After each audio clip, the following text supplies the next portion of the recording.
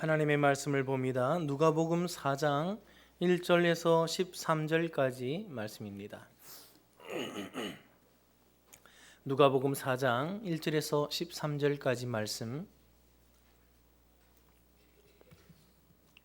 신약성경 93쪽에 위치하고 있습니다. 1절부터 13절까지 한 절씩 교독하며 읽도록 하겠습니다.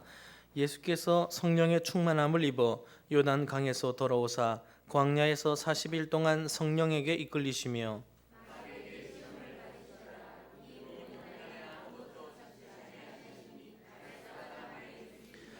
마귀가 이르되 내가 만일 하나님의 아들이거든 이 돌들에게 명하여 떡이 되게 하라.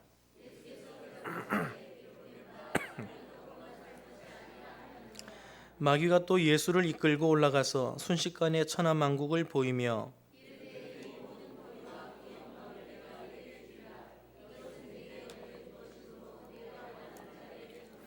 그러므로 내가 만일 내게 절하면 다 내 것이 되리라.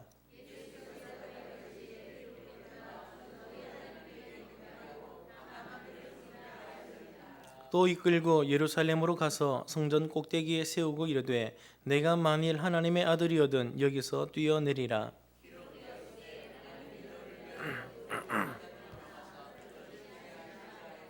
또한 그들이 손으로 너를 받들어 내 발이 돌에 부딪히지 않게 하시리라 하였느니라.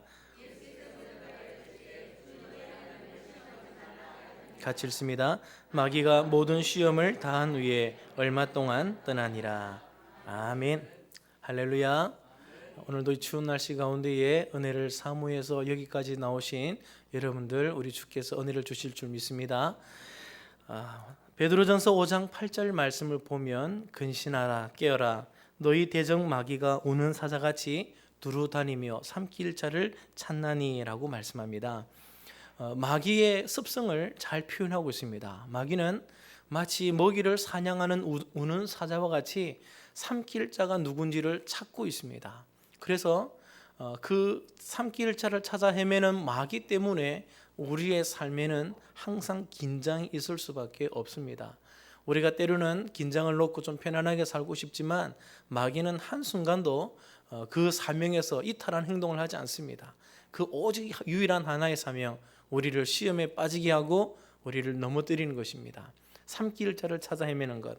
그래서 우리의 삶에는 늘 시험이 있을 수밖에 없습니다. 그래서 예수님은 이 시험을 당하기 전에 우리에게 우선 모범을 하나 보여주셨는데 그것은 시험에 임하기 전에 예수님의 준비 자세입니다. 1절을 보시면 예수께서 성령의 충만함을 입어 요단강에서 돌아오사 광야에서 40일 동안 성령에게 이끌리시며 마귀에게 시험을 받으시더라. 마귀에게 시험이 있다는 것을 예수님은 알고 계셨을 것입니다. 그래서 예수님이 시험을 받기 전에 어떻게 준비하셨죠? 요단강에서 돌아올 때에 성령으로 충만했습니다. 시험에 임하는 자의 자세치고 아주 모범적이죠. 공부하는 사람이 결국 좋은 성적을 거두듯이 예수님 역시 시험에 임하기 전에 이것은 또 예수님의 일생의 메시아의 사역을 감당할 수 있느냐 없느냐 그 자격을 묻는 시험으로서 예수님이 이 시험을 준비하기 위해서 성령으로 충만했습니다. 세례 요한에게 세례를 받는 것이 인간적으로는 상당히 부끄러운 일입니다. 죄인들이 받는 세례를 예수님이 받으셔야 되기 때문에 그래서 빨리 그 순간을 모면하고 대충 세례받고 나올 수도 있지만 예수님은 그 자리에서 최선을 다하십니다. 그래서 받을 수 있는 그 모든 은혜들을 하나도 땅에 놓치지 않고 다 받아내기 위해서 그 은혜로운 때를 정말 성령 충만할 때까지 보내십니다. 그리고 시험을 준비하러 광야로 성령에 이끌려서 돌아오십니다. 성령 충만한 사람이 시험을 이겨낼 수 있으리라 분명히 믿습니다. 언제 성령 충만해야 될까요? 어떤 사람은 나는 성령 충만한 데는 자신이 없다 얘기하는 그런 사람이 있을 수 있습니다. 우리가 성령 충만하지 않으면 그때가 마귀가 공격하기 가장 좋은 때겠지요. 성령으로 충만하지 않으면 우리는 넘어지게 됩니다. 그래서 항상 근신하여 깨어서 성령 충만하지 않으면 안 된다. 이것을 우리가 가슴에 늘 새기고 있어야 됩니다. 성령 충만하는 것은 잘하는 것이고 성령 충만하지 않는 게 보통 신앙생활이다. 이렇게 생각하면 곤란합니다. 성령 충만한 게 우리 그리스도인들의 보통 생활이 되어야 되는 것입니다. 성령으로 충만해야 언제 어떻게 시작될지 모르는 그 마귀의 시험을 우리가 대비할 수 있고 이겨낼 수 있기 때문입니다. 그래서 항상 늘 똑같이 성령으로 충만한 삶이 되시기를 주의 이름으로 축복합니다. 말씀을 다루기 전에 옆에 계신 분들에게 한번 인사하면 좋겠습니다. 성령 충만하여 시험을 이기는 자가 됩시다.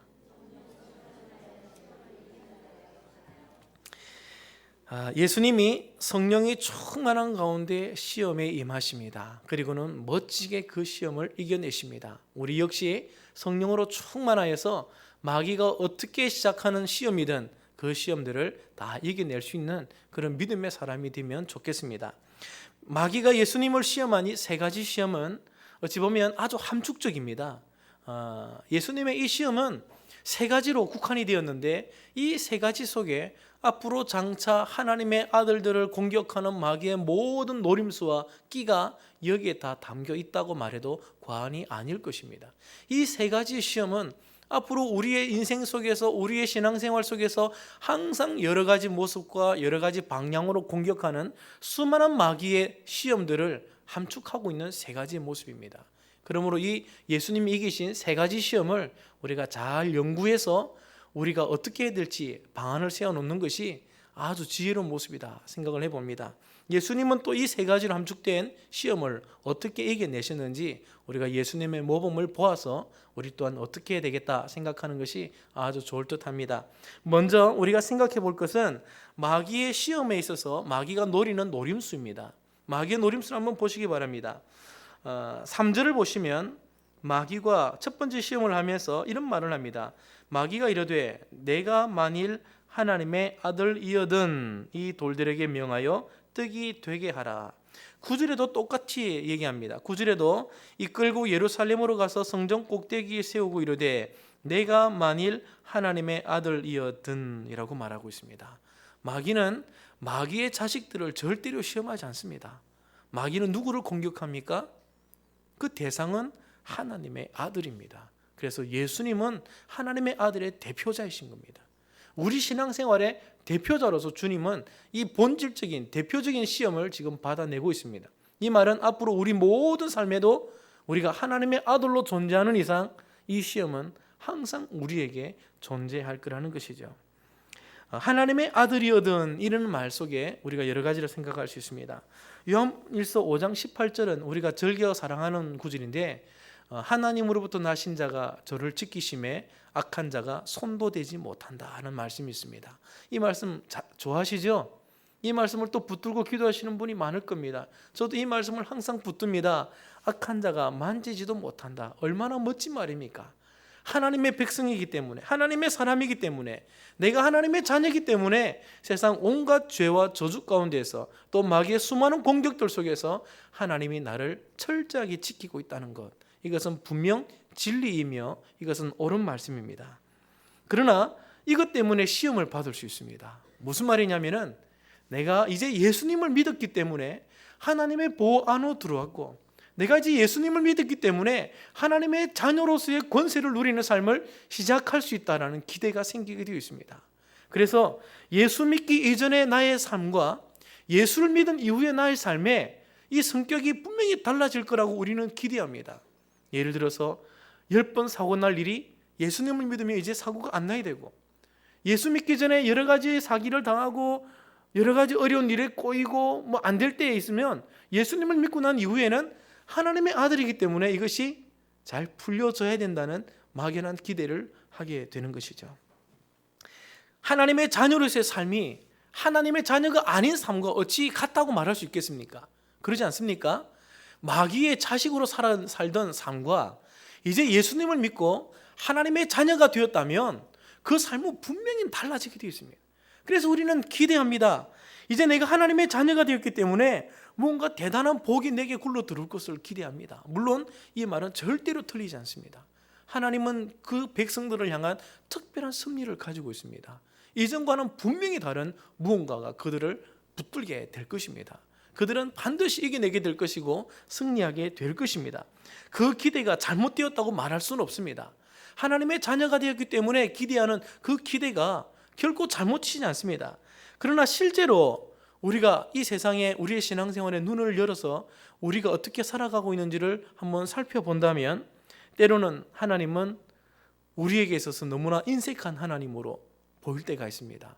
나의 기대에 충족하지 아니하는 분, 어떤 분은 기도하지 않는 이유에 대해서 말합니다. 그 이유가 내가 기도하면 절대로 안 들어주신다고, 그래서 기도할 필요가 없다고 하시는 분이 계세요.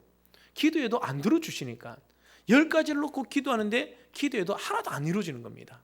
그래서 기도할 필요가 없다 하고 아예 그냥 하나님에게 마음을 접은 분도 계셨습니다. 지금도 그렇게 하시는지는 모르겠지만 기도하지 않는 이유를 그렇게 설명하셨습니다. 실제로 하나님은 우리가 기대하는 바대로 우리의 삶을 그렇게 채워주지 않습니다. 어떻습니까? 여러분들에게 정말 하나님 앞에서 정말 아무것도 부족함 없이 하나님의 자녀가 된 뒤로 이 세상 사람들의 삶과는 완전히 다른 아주 특별한 삶을 살고 있습니까? 아니면 이 신앙이란 것을 그들에게 말하지 않으면 믿는 사람이나 믿지 않는 사람이나 비슷한 삶을 살아가고 있습니까? 회사에서 똑같이 손해보고, 장사 잘하지 않으면 손해보고, 뭔가 힘을 내고 땀을 흘리지 않으면 먹고 살기가 쉽지 않은 그런 삶을 여전히 살아가고 있지 않습니까? 그래서 우리는 하나님 앞에 불평을 합니다. 하나님, 왜 나의 기대치에 부응하지 않습니까? 하나님 나를 특별히 사랑하신다면서요. 하나님의 자녀의 삶이 겨우 이 정도입니까? 하나님 이것밖에 내게 해주실 수 없습니까? 여러 가지 얘기들을 우리는 하나님 앞에 할 수 있습니다. 우리의 삶이 하나님의 자녀로서 또 말씀을 보면서 있는 수많은 하나님의 그런 복의 약속들과 맞지 않을 때 우리는 실망하게 됩니다. 신앙의 상처를 입게 되죠. 그때의 마귀의 시험은 시작이 되어지는 것입니다. 예수님이 이제 하나님의 아들로서 우리의 대표자가 되어서 메시아의 사역을 시작하십니다. 그 시작에 성령님은 예수님을 어떤 환경으로 인도하셨냐면 먹을 것이 없는 광야로 인도했습니다. 이 말씀은 7월 달에 담임 목사님께서 한번 하셨던 말씀인데, 그때 광야에 대해서 목사님이 아주 적절하게 비유하셨습니다. 우리가 살아가는 삶이 광야입니다. 이 광야는 모든 것이 없고 부족한 때입니다. 길도 보이지 않습니다. 그래서 우리는 이 속에서 늘 시험을 받을 수밖에 없고 늘 어려움을 당할 수밖에 없습니다. 예수님은 그 사역의 시작 부분에 있어서 성령에게 이끌려서 광야로 들어갔습니다. 그래서 성령께서 광야에서 40일 동안 나오는 것을 허락지 않았습니다. 먹을 것이 없잖아요. 그때쯤 되면 적어도 예수님이시니까 다른 사람과는 좀 달라야 되지 않습니까? 대우가 좀 바뀌어야 되죠. 광야에 들어갔을 때 예수님이 그래도 광야에 계시니까 아마 천사들 몇 명은 와서 좀 보살펴 줬겠죠. 그죠? 아니면 아침에 눈을 떴을 때에 하늘에서 만나가 좀 내려서 특별한 은혜를 좀 받을 수 있겠지요. 적어도 그게 아니라면 까마귀를 보내어서 떡과 고기를 좀 날라야 되지 않습니까? 엘리야보다는 대우가 나아야죠. 예수님인데. 그런데 예수님은 더 혹독하게 하나님이 아무것도 해주지 않으셨습니다. 40일 동안 물 한 방울 주지 않으셨습니다. 그래서 예수님은 아무것도 먹지 못하고 40일을 광야에서 허덕여야만 했습니다. 이때쯤 되면 이제 모든 것이 다 떡으로 보일만 하죠. 지나가는 구름이 통닭으로 보이고 앞에 있는 돌이 떡으로 보일 지경일 겁니다. 40일 동안 물을 먹지 않으면 사람이 죽습니다. 죽음의 위기 속에서 살아나는 것도 쉽지 않습니다. 일주일을 먹지 않아도 생명의 위협을 느끼게 되어 있습니다. 예수님은 아무것도 잡수시지 않고 인간의 한계를 지금 시험당하고 있습니다. 이런 와중에 가장 극심한 고통과 곤란이 예수님에게 극도로 고조되어 있을 때에, 그때 예수님의 마음에 아마 하나님을 향하여 섭섭함이 있지 않았을까, 인간적으로 저는 그렇게 생각해 봅니다. 하나님, 왜 내게 이렇게 대하십니까? 이제 막 시작하려고 하는데, 이제 주님의 나라를 위해서 시작하려고 할 때 왜 나를 40일 동안 이런 지옥과 같은 곳에 나를 내버려 놓고 빠져나오지 못하게 합니까? 여러분, 그런 마음이 들지 않겠습니까? 그때에 마귀의 시험이 시작이 되어집니다. 자, 그 첫 번째 시험을 한번 살펴보겠습니다. 굶주려 있는 이 극도로 위기 가운데 있는 예수님에게 마귀가 찾아왔습니다. 그리고는 뭐라고 하십니까? 뭐라고 합니까? 3절에 보면 네가 만일 하나님의 아들이거든 이 돌들에게 명하여 떡이 되게 하라. 굶주린 예수님에게 마귀가 요구하는 것은 하나입니다. 네가 하나님의 아들이냐? 진짜 네가 하나님의 보호와 하나님의 특별한 은혜 속에 있는 아들이냐? 그러면 그 아들의 권세가 있지 않느냐? 아들의 권세로 돌들에게 명하여 떡을 만들어라. 떡이 되게 하라. 그러면 되지 않느냐? 아주 올바른 얘기요, 정말 틀리지 않는 얘기입니다.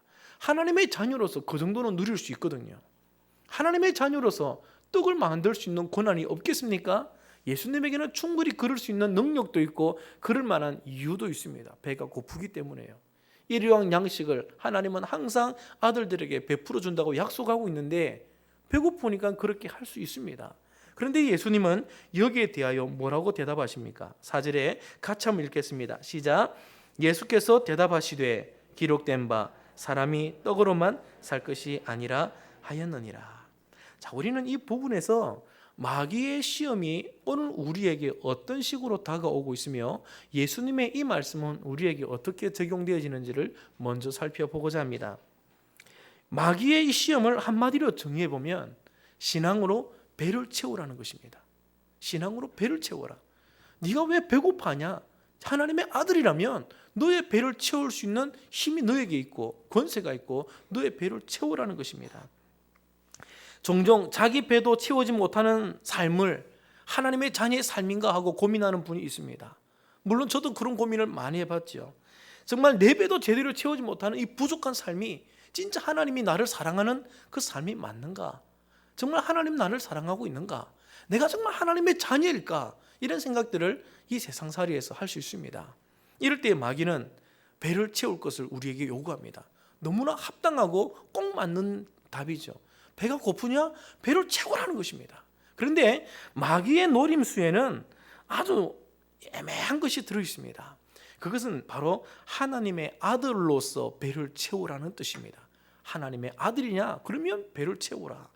요한복음 10장 10절에 보면 내가 온 것은 양으로 생명을 얻게 하고 그 다음에 보면 더 풍성히 얻게 하려는 것이다 하면서 예수님이 땅에 오신 목적이 주님의 백성들, 하나님의 아들들을 풍성한 삶을 약속하며 왔습니다. 하나님의 아들들이 풍성한 삶을 누리게 하려고 주님이 이 땅에 오셨다는 것이죠. 그렇다면 당연히 우리는 기대합니다. 하나님의 자녀라면 항상 복되고 잘 되어야 되지 않는가. 우리가 즐겨 부르는 찬송 중에 나의 갈 길을 다가도록 예수 인도하시니, 그래서 마지막 결론이 어떻게 됩니까? 만사 형통하리라. 할렐루야. 그렇게 되면 얼마나 좋습니까? 예수님이 인도하시니까 만사 형통, 얼마나 좋습니까? 얼마 전에 교육자 수련을 하면서 수련회 중에 등반하는 중에 그 절이 하나 있습니다. 그 절을 보니까 기원하는 여러 문구들이 있는데 그 문구가 꼭 앞에 예수님만 붙여놓으면 우리가 기도하는 문구와 전혀 다를 바가 없습니다. 자녀 합격하게 해주십시오. 복 받게 해주십시오. 물질의 어려움을 없게 해주십시오. 건강하게 해주십시오. 앞에 예수님만 붙이면 우리가 하는 것과 전혀 다르지 않죠. 똑같습니다. 그 앞에 부처가 붙었다는 게 문제죠. 제목은 똑같습니다. 마귀는 우리에게 질문합니다. 하나님의 자녀라면 잘 돼야 되지 않냐? 네가 예수 믿기 이전에 비해서 예수 믿으면 그 문제가 해결돼야 되지 않느냐? 네가 이런 어려움 때문에 이걸 극복하고 여기서 벗어나려고 예수 믿었다면 이것이 극복되어져야 당연한 게 아니냐? 그러면서 우리가 기도할 때 그걸 놓고 기도하게 만듭니다. 그걸 놓고 기도하게 합니다. 우리의 기도의 제목 대부분 다가 그런 쪽으로 모여지게 되어 있습니다. 그걸 한마디로 압축해 보면 주님 내게 떡을 주시옵소서, 그 말입니다. 주님 내게 떡을 주시옵소서. 우리가 떡을 구하고 기도할 때 우리는 이미 첫 번째 시험에서 지고 있는 것입니다. 예수님은 그런 상황 속에 떡을 구하지 않았습니다. 그게 주님의 백성의 삶이 아니기 때문입니다. 우리에게 그런 모범을 주님은 제시하지 않았습니다. 아주 극도로 배고파서 먹지 않으면 죽을 지경이기 때문에 당연히 떡을 먹을 수 있는 권리가 있고 먹어야만 합니다. 떡을 먹지 않으면 육체가 죽을 수도 있습니다. 죽으면 무슨 소용입니까? 아무런 소용이 없죠. 예수님이 십자가에 달려서 죽으셔야지 광야에서 배고파 죽으면 안 되잖아요. 떡을 먹을 수 있습니다. 그런데도 불구하고 주님은 이 마귀의 노림수에 지지 않습니다. 그러면서 하신 말씀이 사람이 떡으로만 살 것이 아니요 하나님의 말씀으로 살 것이다 라고 말씀입니다. 마귀의 첫 번째 시험에 많은 사람이 긍정적으로 대답합니다. 그렇지, 이제 하나님의 자녀가 내게 배고픔이 웬 말이냐? 그러면서 줄기차게 당연한 합당한 이유를 가지고 주님 내게 떡을 주시옵소서, 떡을 주시옵소서. 떡을 주셔야만 내가 하지 않습니까? 떡 주시옵소서. 잘 돼야죠. 복 받아야죠. 떡 주시옵소서. 그렇게 외칩니다. 마귀의 생각, 마귀의 사상은 바로 이 떡을 위하여 살아라는 그런 노림수가 담겨 있는 것입니다. 빌립보서 3장 18절과 19절은 우리에게 아주 심각한 경고를 던지고 있습니다. 여러 사람들이 그리스도 십자가의 원수로 행하느니라. 그리스도의 십자가의 원수로 행한다 그러면서 그 원수로 살아가는 삶을 얘기하는 것이 그 뒤에 이어지고 있습니다. 저희의 마침은 멸망이요, 그 다음이 아주 심각한데요, 저희의 신은 배요 그랬습니다. 저희가 섬기는 신은 뭐라고요? 배라고 얘기하고 있습니다. 이 배. 종종 밥을 많이 먹으면 배가 나옵니다. 근데 어느 순간부터 안 먹었는데도 배가 나와 있습니다. 이걸 보면서 이 배가 상당히 교만해졌네 하는 생각을 해봅니다. 내 삶을 한번 되돌아봅니다. 야, 내가 정말 배를 키우기 위해서 살았구나. 언제 내 배가 이렇게 불러졌지? 그 생각을 해볼 때가 있습니다. 운동하면서 빼면 된다 생각하는데 운동할 시간이 별로 없어서 그런지 잘 이 배가 들어가지 않습니다. 그걸 보면서 제 나름대로 제 안에 질문을 던집니다. 너는 배를 위해서 살아가냐? 언제부터 네가 떡을 구하며 산 거는 아니냐라고 내게 스스로 질문을 던져봅니다. 내 살아가는 이유가 어디 있을까? 내가 오늘도 기도하는 이유가 어디 있을까? 내가 오늘도 예배 자리에 앉는 이유가 어디 있을까? 내가 오늘도 주님 앞에 외치는 제목이 과연 어디에 있을까? 그게 떡에 있는가? 아니면 또 다른 더 고귀한 것에 있는가? 내 살아가는 삶의 가치를 어디에 두고 있는가? 그거를 내 나름대로 고민을 해봅니다. 많은 사람들이 배가 고파서 더 고귀한 것은 생각하지도 않습니다.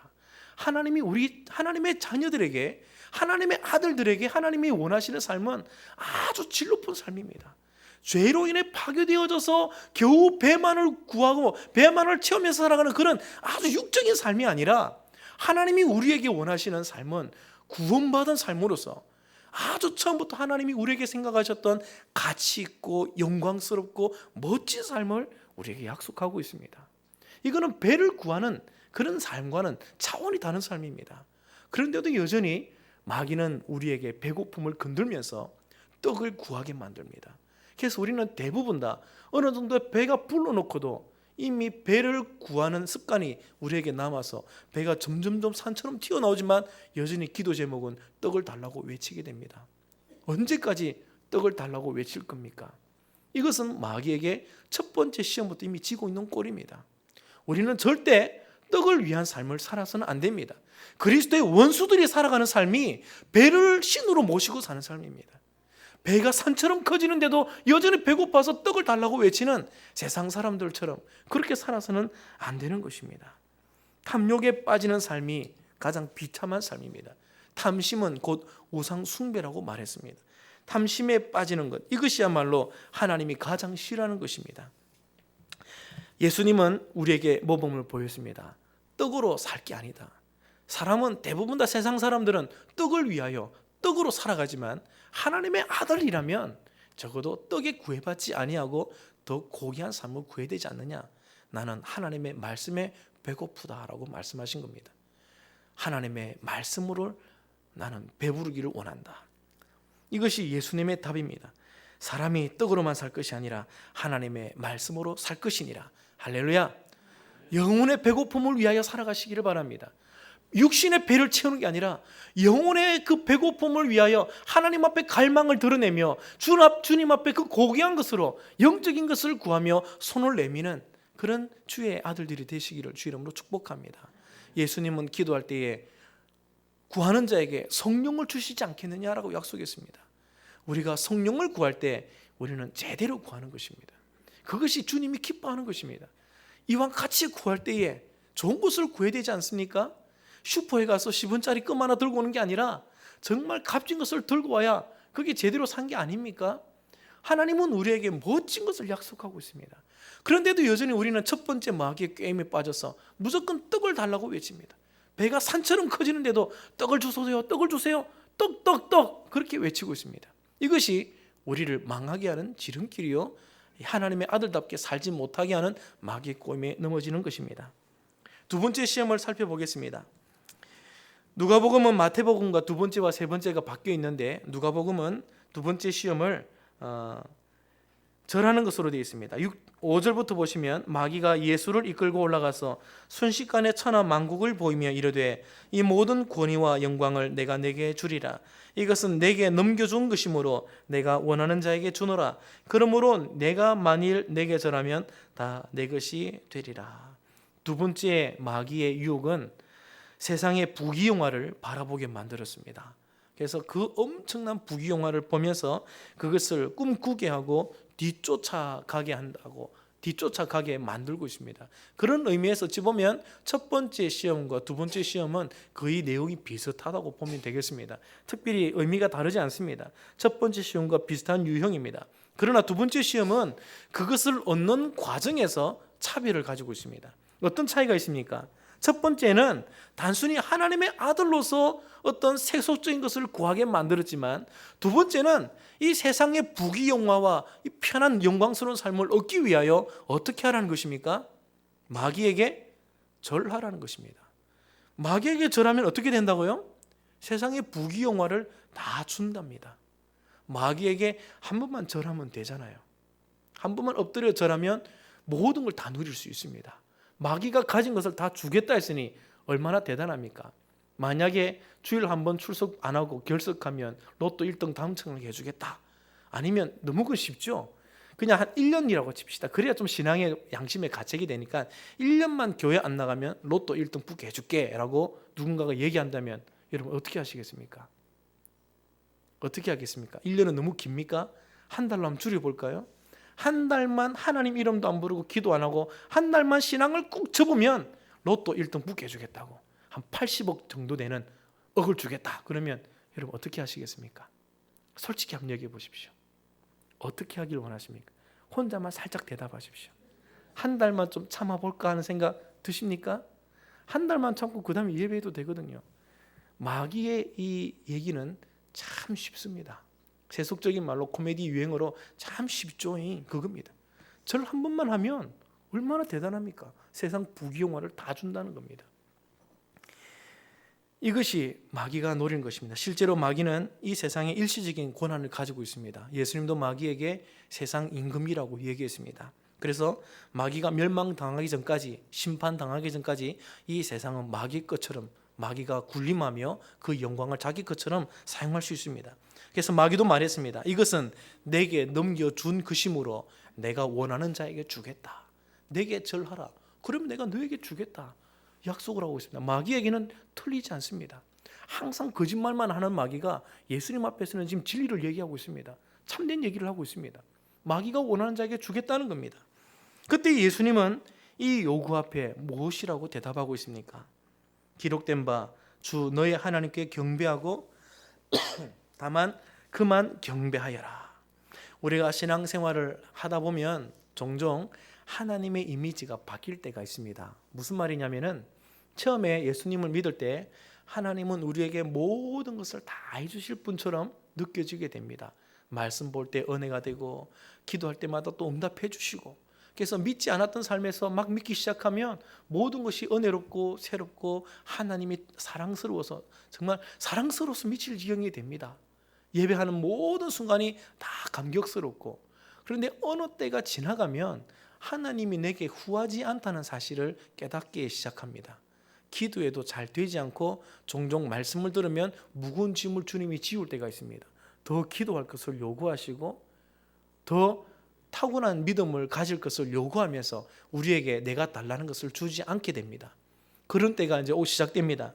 그것을 어떤 부분에서는 훈련이라고도 말하고, 또 그것이 나의 부족함에서 오는 채찍질, 징계, 그렇게 우리 또 받아들일 수 있습니다.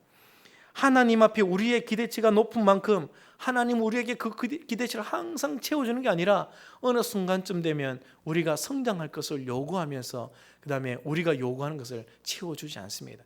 그때부터 하나님과 우리와의 개입이 점점점 커지게 됩니다. 우리는 신앙의 사춘기를 맞이하게 되는 것이죠. 하나님 앞에 불만이 나오기 시작합니다. 왜 하나님 안 들어주십니까? 왜 하나님 내게 이렇게 하십니까? 말씀을 봐도 은혜가 되지 않을 때가 시작됩니다. 그래서 두 번째 시험에 빠지게 됩니다. 좋은 것을 구할 때 하나님은 그것을 마치 아끼는 것처럼 우리에게 보여 얼굴을 드러내십니다. 더 가치 있고 좋은 것을 구하려면 내가 더 많이 기도해야 되고, 때로는 금식하며, 때로는 산에 올라가서 밤새도록 부르짖어야 주실 것처럼 느끼게 만들어 주십니다. 그래서 하나님 앞에 뭔가를 좋은 것을 구하려면 어렵다라는 인식을 하게 만듭니다. 근데 마귀는 그때 우리에게 두 번째 시험을 줍니다. 쉬운 방법을 제시하죠. 잠깐만 세상으로 눈을 돌리면 쉽게 얻을 수 있는 걸 왜 그렇게 어렵게 사냐는 것입니다. 여러분, 세상적으로 한번 살아보실랍니까? 참 재밌습니다. 쉽습니다. 돈 버는 것도 쉽습니다. 주일 안 지키고 돈 벌면요, 돈 잘 벌 수 있습니다.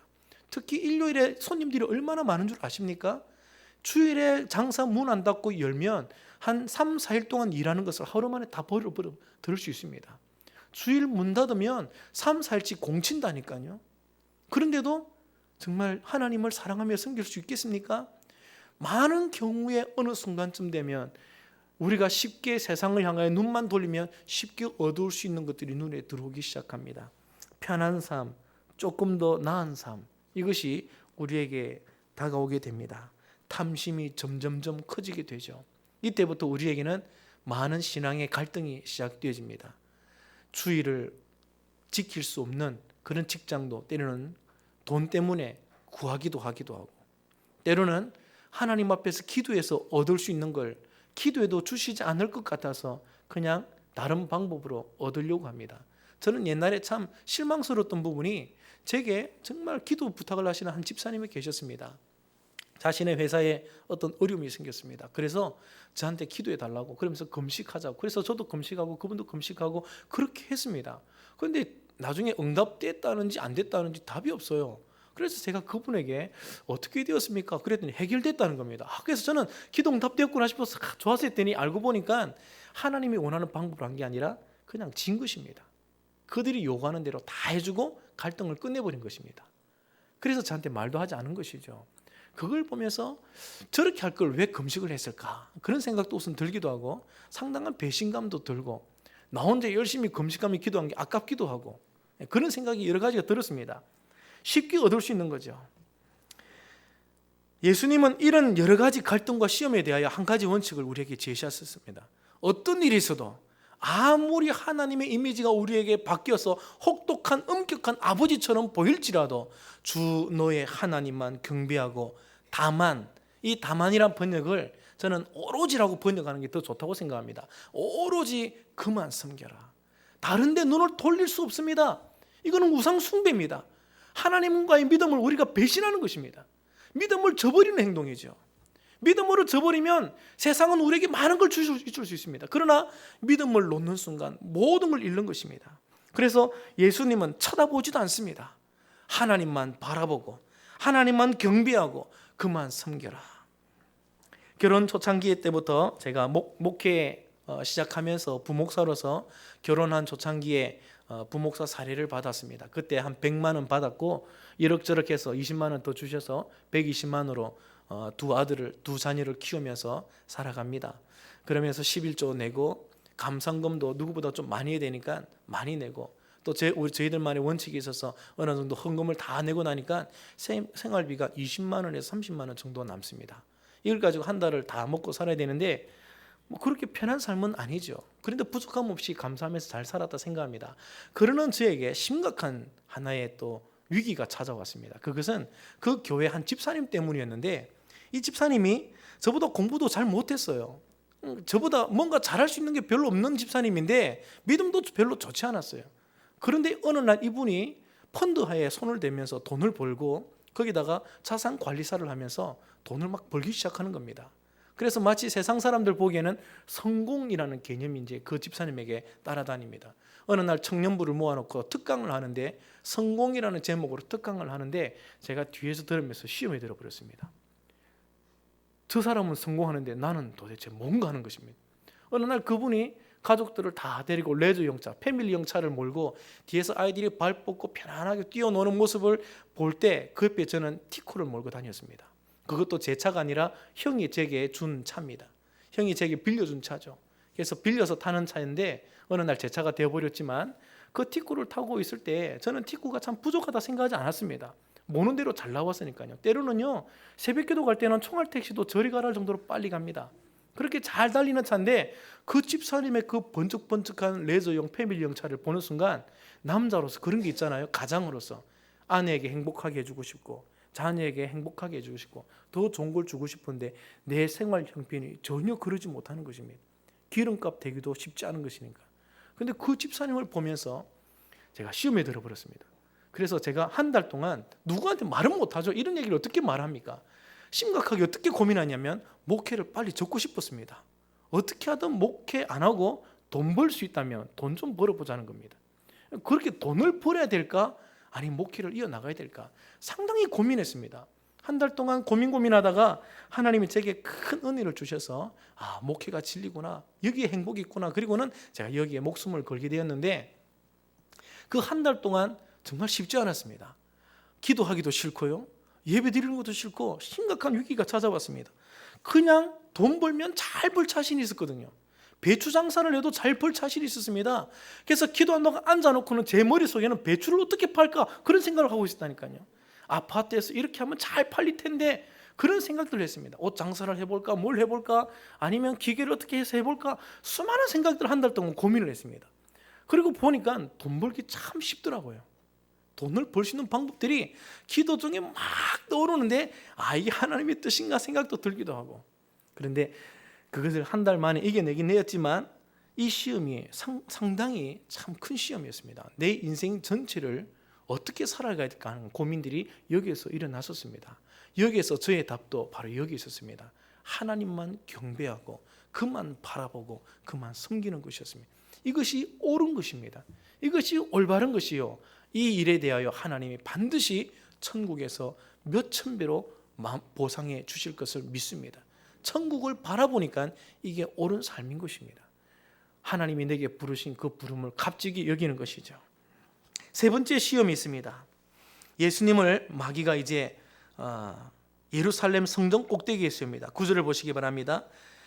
또 이끌고 예루살렘에 가서 성전 꼭대기에 세우고 이르되 내가 만일 하나님의 아들이거든 여기서 뛰어내리라. 기록되었으되 하나님이 너를 위하여 그 사자들을 명하사 너를 지키게 하시리라. 또한 그들이 손으로 너를 받들어 내 발이 돌에 부딪히지 않게 하시리라. 이 세 번째 시험은 마귀가 절대로 틀린 얘기를 하지 않습니다. 자기 얘기도 하지 않습니다. 마귀가 맞는 얘기만 골라서 했습니다.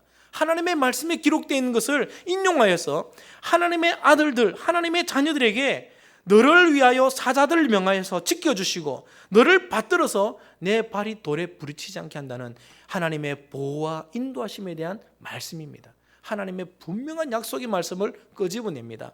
네가 하나님의 아들이라면 적어도 하나님의 보호와 인도에 대해서는 네가 확신하느냐라고 물어보는 것이죠. 그래서 성전 꼭대기에 세놓고 이 말씀대로 뛰어내려 봐라라고 함축적인 사건으로 그를 유혹하고 있는 것입니다. 세 번째 시험, 뛰어내리라.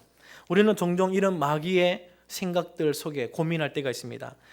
예전에 제가 한번 뉴스에서 이런 기사를 보았습니다. 동남아로 한 선교사 가족이 선교하러 가셨는데 거기에서 사고를 당해서 일가족이 다 죽으셨습니다. 돌아갔습니다. 그래서 선교는 그냥 거기에서 비참하게 목숨을 잃고 그것이 뉴스에 나올 만큼 큰 사건이 되었습니다. 그때 저는 제 나름대로 선교하러 보내실 때는 언제고 왜 가족 모두 다 거기서 몰살당하게 내버려 두었을까 하는 얘기입니다. 저는 한 번씩 고속도로에 차를 몰고 가다가 그런 질문을 던져봅니다. 하나님의 자녀들은 보호받을 수 있을까? 저기에서 갑자기 중앙선을 넘어서 오는 차가 있다면 하나님 나를 지켜주실까? 그런 생각을 합니다. 여러분 어떻게 생각하십니까? 하나님의 백성들은 사고도 당하지 않고 질병에도 걸리지 않습니까? 우리 안에는 다른 사람은 암에 걸려도 우리는 암에 걸리지 않는다라고 자신합니까? 세상 사람들이 비참한 죽음을 당할 때 그들은 믿지 않아서 당했고 우리는 하나님의 보호 안에 있기 때문에 그런 비참한 사고를 당하지 않는다고 자신할 수 있습니까? 이것이 마귀가 던지는 질문인 것입니다. 하나님의 자녀들은 보호받느냐는 겁니다. 하나님의 자녀들은 특별한 대우를 받느냐? 만약에 그렇다면 정말 안 믿을 사람 없을 것입니다. 사대 보험에 들 이유도 없죠. 하나님이 지켜주시는데 왜 보험을 듭니까? 그러나 예수님은 이 문제에 대하여 가부를 결정하지 않으셨습니다. 그리고 이렇게 말씀하십니다. 주 너의 하나님을 시험하지 말라. 이 말을 조금 더 각색하면 이런 의미입니다. 어떤 눈앞에 상황이 펼쳐져도 내가 뛰어내려서 발이 돌에 부딪히고 허리가 꺾이고 다치고 심각하게 죽을지 몰라도 어떤 상황이 펼쳐져도 나는 내 하나님을 의심하지 않는다라는 것입니다. 하나님을 의심하지 않는 것, 이것이 옳습니다. 하나님은 항상 우리 앞에 오르십니다. 하나님은 절대로 틀리는 일을 우리한테 행하지 않습니다. 하나님의 이끄시는 그 모든 손길에는 불의가 없습니다. 절대 불의도 없고 우리를 향한 부족한 것도 없습니다. 하나님은 항상 매 순간마다 우리에게 오르시고 최선을 다하여 우리의 삶을 붙들고 인도하고 있음을 저는 믿습니다. 비록 내 눈앞에 내가 만족스럽지 못한 삶이 있고 때로는 내가 다칠 수 있고 세상 사람들과 똑같이 다치고 똑같이 아프고 똑같이 눈물을 흘리는 상황이 있을지라도 우리에게는 믿음의 분명한 근거가 있어야 됩니다. 예수님처럼 마귀의 세 번째 시험을 이겨내야 됩니다. 주 하나님을 나는 의심하지 않는다. 시험할 이유도 없다. 나는 의심하지 않는다. 시험하지도 않겠다. 그 말씀을 통해서 이겨내시기를 바랍니다. 자녀들이 종종 부모한테 뭔가 요구할 때가 많습니다. 제 자녀들도 어린아이기 때문에 부모에게 요구하는 것이 많습니다. 이것도 해달라, 저것도 해달라. 그럴 때마다 처음에는 다 해주죠. 그러나 항상 자녀들이 원하는 대로 해주지 않습니다. 때로는 자녀들이 성숙하기 위해서 그들에게 뭔가 무거운 짐을 지울 때도 있습니다. 피곤하도 못 자게 하고 숙제를 막 다 할 때까지 매를 들고 있을 수도 있습니다. 그러나 그렇게 자녀에게 우리가 조금만 뭔가 잘못하든지 뭘 해달라 할 때 안 들어줄 때마다 자녀들이 입을 열어서 내 부모는 사람도 아니야, 부모는 나를 사랑하지 않아, 나는 죽어온 아이인가 봐, 우리 부모가 아닌가 봐, 우리 부모는 존재하지도 않아, 뭐 이런 얘기를 한다면 부모의 마음이 어떻겠습니까? 아주 작은 일에 마음이 흔들려가지고 히떡히떡해서 조금만 뭔가 아쉬움이 있으면 하나님을 의심하고 하나님이 내게 이럴 수 있습니까? 하나님 정말 나를 사랑하는 게 맞습니까? 그렇다면 우리 하나님 마음이 어떻겠습니까? 똑같지요. 조금만 뭔가 의심나는 일이 있어도 하나님을 시험해보고 하나님 정말 나를 사랑한다면 이렇게 해줘야 되지 않습니까? 그러면서 그런 작은 시험들 통해서만 겨우겨우 하나님에 대한 확신을 한다면 이 얼마나 얕은 믿음입니까? 부모와 자녀가 사이에 그 정도 가지고 의심하는 자녀가 어디 있습니까? 우리가 관계가 깊어지면 깊어질수록 때로는 화난 얼굴을 해도 화나지 않다는 것을 압니다. 부모가 막 나가라 그래도 그게 진짜 나가라는 소리하고 듣는 자녀가 별로 없잖아요. 너 같은 놈은 나가 죽어, 나는 너하고 살기 싫어, 밖에 나가, 그래도 안 나갑니다. 왜요? 부모의 마음을 알잖아요. 말은 그렇게 해도 실제로는 자녀를 사랑한다는 것을 누구보다도 자녀들이 압니다. 그래서 안 나가죠. 진짜 나가버리면 문제입니다. 나가는 자녀는 거의 없죠. 특별한 자녀 외에는 나가지 않겠죠. 우리가 똑같습니다. 하나님 앞에서 하나님이 우리를 때는 훈련시킨다고 이런저런 고된 길로 험한 길로 우리를 인도하실 때 그럴 때마다 하나님에게 우리가 섭섭하다고, 하나님 어떻게 내게 이럴 수 있냐고, 나를 정말 아들로 대화하냐고 하나님에 대해서 계속 의심하고 하나님에게 대해서 실망하고 그러면 우리 하나님이 얼마나 힘들겠습니까? 우리의 삶은 그런 삶이 되어서는 안 됩니다. 정말 우리가 하나님의 자녀라면 그 모든 것을 초월하여 하나님에게 믿음을 보일 필요가 있습니다. 하나님을 시험하지 않겠다. 하나님은 틀림없으신 분이시다. 저는 성경을 통해서 하나님이 우리를 목숨처럼 사랑한다는 것을 확인했습니다. 나를 위하여 예수님을 버리셨다는 것을 말씀을 통해 보았습니다. 그 아들을 십자가에 못 박으실 때 나를 향한 사랑이 얼마나 엄청난지를 발견했습니다. 그 정도로 나를 사랑하시는 하나님이 지금 나를 내가 죄 조금 지었다고, 내가 조금 하나님 앞에 실망한다고 나를 버릴 수 있을까? 전혀 그렇다고 생각하지 않습니다. 바울처럼 어떤 순간에도 무엇이든 간에 하나님과 나와의 관계에서 그 사랑을 끊을 수 없다는 것을 확신합니다. 하나님은 우리에게 절대적인 사랑이십니다. 그 아들을 십자가 못 박을 때에 우리를 마지막까지 사랑하리라 다짐하신 분이십니다. 하나님의 결심은 절대로 변하지 않습니다. 그러므로 우리가 하나님의 자녀로서 이 세상을 살 때 마귀가 하나님과의 관계 속에서 우리에게 의심을 불어넣을 때마다 절대적인 믿음으로 이겨내시기를 바랍니다. 말씀에 기록되어 있는 하나님을 계속 묵상하면서 그 말씀으로 세상의 어떤 의심과 눈에 보이지 아니하는 수많은 그런 하나님의 은혜 약속들을 믿고 이겨내시기를 주 이름으로 축복합니다. 정리해 보겠습니다. 마귀는 지금도 우는 사자와 같이 우리를 매 순간마다 위기에 빠뜨리려고, 우리를 넘어뜨리려고 시험하고 있습니다. 이 모든 일에 예수님처럼 성령으로 충만하고 항상 하나님에 대해 의심하지 아니하고 우리의 배를 위하는 게 아니라 우리의 더 가치 있는 고기로운 하나님의 삶을 바라보면서 참고 견디고 이겨내시며 시험을 이기는 그런 저와 여러분들 되시기를 주의 이름으로 축복합니다. 아멘. 기도하겠습니다. 이 시간에 같이 먼저 기도할 때에 오늘까지 서울로회 당의원 부부 세미나를 다녀오신 우리 담임 목사님과 우리 당의원들을 위해서 기도하겠습니다. 가서 많은 것을 보고 들으시고 비전을 보고 오셨을 텐데 교회를 향한 사랑이 더 커지게 도와주시고 우리 목사님과 당의원들의 영성이 더 깊어지게 도와주시고 성도를 사랑하는 마음, 교회를 사랑하는 마음이 더 커지게 하시고 더 충성되게 하시고 하나님 앞에서 귀하게 쓰임받을 수 있도록 또 하나가 되어서 더 큰 사랑으로 교회를 섬길 수 있도록 위해서 같이 한번 주여 한번 부르고 기도하도록 하겠습니다.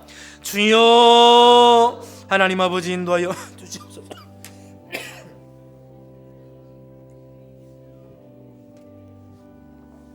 아버지 하나님이여 인도하여 주시옵소서. 하나님이여 참으로 교회를 향한 더 큰 사랑으로 우리 목사님을 붙잡아 주시고 우리 당의원 장로님들을 붙잡아 주시고 하나님이여 교회를 향하여 뜨거운 사랑으로 모든 것을 헌신하며 하나님이여 참으로 충성하실 수 있도록 도와주시기를 원합니다. 이 간질하는 마귀 역사에 지지 않게 하시고 늘 사랑으로 똘똘 뭉치고 성령이 하나 되게 하신 것을 힘쓰하며 하나님 최고의 의결기관으로서 당회를 평안으로 잘 세워나가며 교회를 하나님이 이끌어나가는 데 부족하지 않도록 주님 붙잡아 주시옵소서. 하나님 내년의 비전과 목회를 보게 하셨사오니 하나님 힘을 모아서 교회를 그렇게 세워나갈 수 있도록 당회를 붙잡아 주시기를 원합니다. 우리 목사님에게 더 깊은 영성을 주시옵시고 더 깊은 말씀을 주시옵시고 우리 성도들에게 믿음의 꼴을 먹일 때